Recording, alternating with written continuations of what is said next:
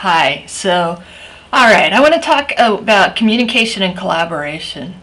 This is actually chapter 4 in the Call textbook. I love the definition in Joy Egbert's book of collaboration. So her definition says the process during which learners interact socially to create shared understandings. Okay, let's look at that. First of all, note that it's a process. Okay. Collaboration doesn't happen all at once. It takes time and there's a process to it. And secondly, it doesn't happen individually. You need more than one person working together, talking together, interacting together to have collaboration. And finally, they aren't working together to discover some truth that the instructor knows. They are working together to help each other understand the information. And the information may mean something different for each group of collaborators. When you design collaborative activities, it's very important that each person in the group have a specific defined role. That way, each member is necessary to complete the final project. Think of it like a jigsaw puzzle. If you have 5 members in a group, then each member should get a piece of the 5-piece jigsaw puzzle. So that only when each person contributes their piece to the puzzle, contributes their knowledge, then the puzzle becomes complete. Okay? Does that make sense? Let me try again. So you have a puzzle and there's 5 pieces to the puzzle.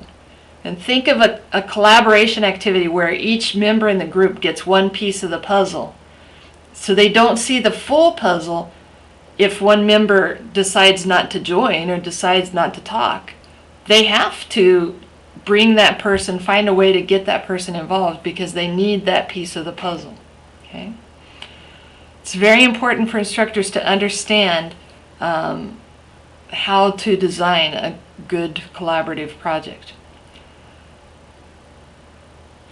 One of the really important skills is negotiating for meaning. Collaboration cannot happen without negotiation of meaning. Even native English speakers have to negotiate with each other to come to a mutual understanding of what is being said.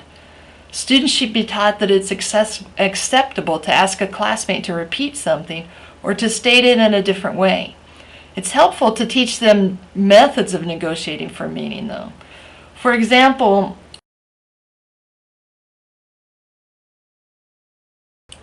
look at these conversations. Sorry, I clicked the wrong thing. Conversation 1. Jenny, I think that we should go to Sperano's tonight for dinner. Mitch, excuse me, could you repeat that? Jenny says, I think we should go to Sperano's. Mitch, I'm sorry, I couldn't catch what you said. Okay. Conversation 2. Jenny, I think that we should go to Sperano's tonight for dinner. Mitch, you think we should go where? Jenny, to Sperano's for dinner. Okay, so in conversation 1, Jenny repeated the whole sentence, and from my experience, the listener usually still does not hear the end of the sentence, which is what they missed the first time. In conversation 2, Mitch repeats the part he understood and asks about the part he didn't understand. So Jenny supplies the missing information instead of starting her sentence over. Some more skills to teach so that groups can collaborate effectively are polite speech, turn-taking, and conversation extenders. Students are not rude to each other usually because they want to be. It usually is a result of them not having learned modals, reported speech, and other polite speech forms. You know, modals tend to not show up until the intermediate levels, and reported speech only gets taught in advanced classes in most cases. But you don't have to teach all the grammar related to modals or reported speech in order to give students a few key phrases they can use, like could you please, or I think you mean. I'm going to put a pause here.